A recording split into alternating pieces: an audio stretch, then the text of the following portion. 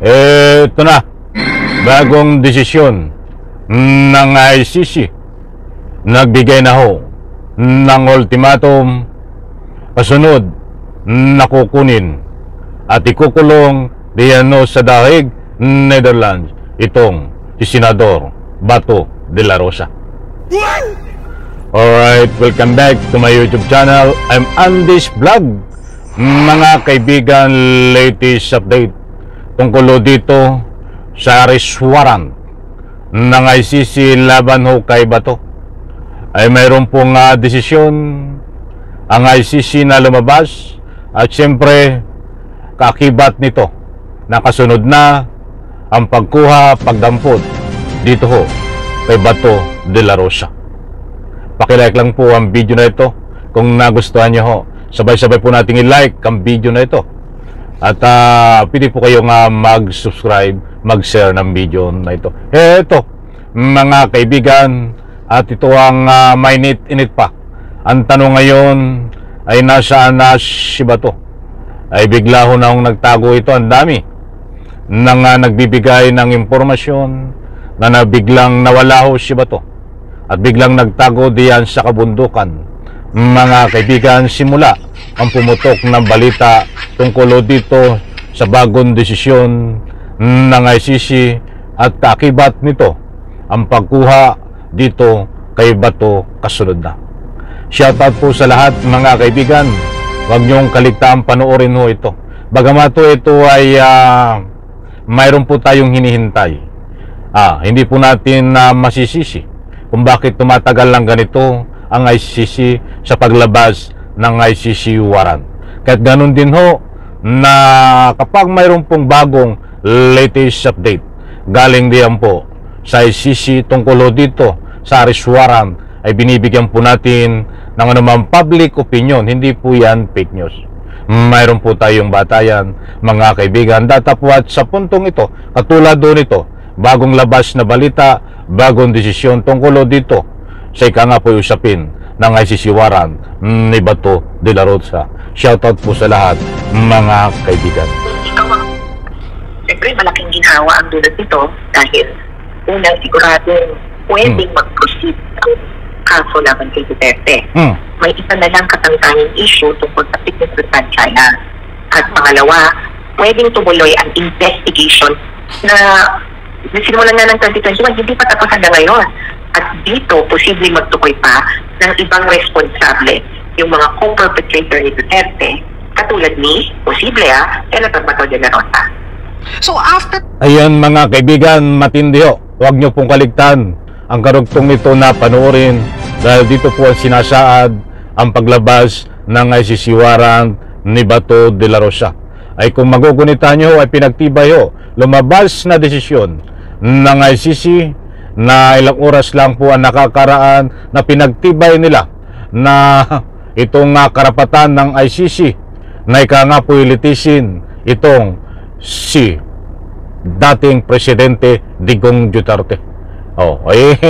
Saka ko na po ibabahay ko po sa inyo ang kabuang ulat dyan. Dito muna tayo magtukoy at bigyan natin ng highlight kay Senador Bato de la Rosa. Heto po nito, Attorney Conti, ay magsisimula na, pwede nang maglabas ng warrant of arrest or summons sa mga posibleng kasama pa dito sa iniimbestigahan po? Nako ho, usapang arrest warrant na.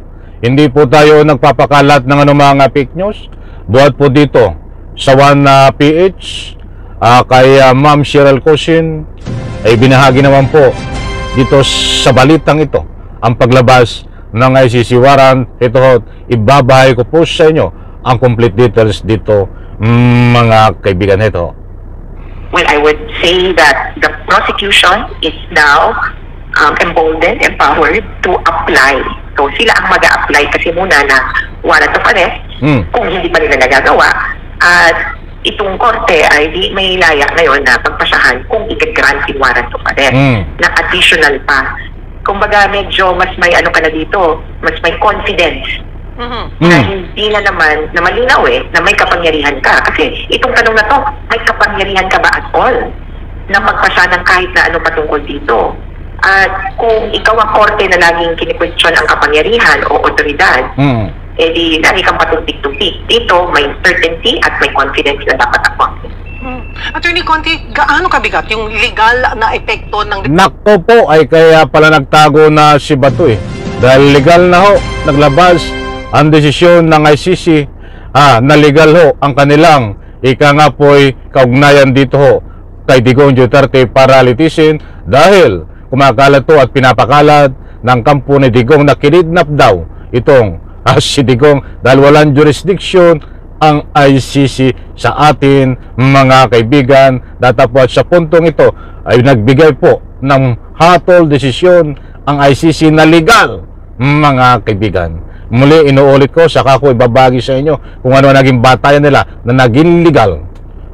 Yung mga pinapakalat kasi ng DDS ay illegal daw, illegal ho mga kaibigan. Desisyon ng ICC sa kaso laban po na ano patungkol dito. At kung ikaw ang korte na laging kinikwestiyon ang kapangyarihan o otoridad, di lagi kang patumpik-tumpik. Dito, may certainty at may confidence na dapat ang korte. Attorney Conti, gaano kabigat yung legal na epekto ng desisyon ng ICC sa kaso laban po sa dating Pangulo? Kasi di po ba yung ruling ng ICC Appeals Chambers ay final at binding na? Opo, yung appeals ay saka na po natin talakayin mga kaibigan yung mga kadugsong na pahayag sa balita niyan. Ang importanteng mahalaga mga kaibigan ay nabanggit ho diyan na pwede na ho at wala na pong ikangay makakapigil at lalong nagkaroon ng mataas na confident ang ICC para ilabas na sa lalong madaling panahon ang ICC warrant laban ho kay Bato at siyempre sa iba pang pinangalanan dito na nasasangkot na iniimbestigahan mga mahal kong taga-subaybay. Babasa lang ho ako ng ilang public opinion dahil ang dami ho ang nagbibigay dito ng kanilang public opinion na itong si Senador Bato. Simula nang pumutok itong balitang ito ay nagtago na nga bigla sa kabundukan at Senador Bato nagtago na sa kabundukan. Inamplano talaga naman niya. Hinahabol na siya ng ICC.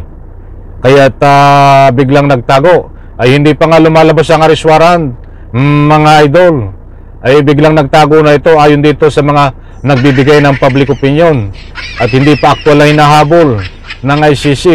Diyan sa para pusasan siya, ay bigla na hong nagtago. Ay baka naman babalik ito. Nagsisigurado lang.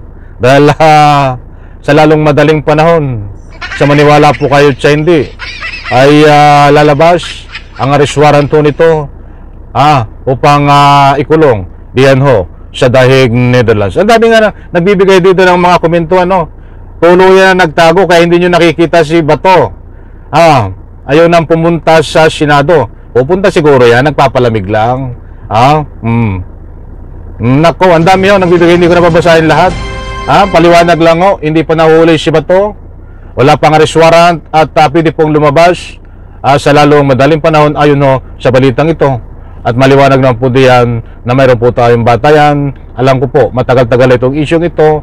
Mas mabuti po naman ito at mayroon tayong hinihintay. Hintayin po natin ang paglabas, malapit na. Sanlay ko sa video nito, bye-bye. Palakpakan.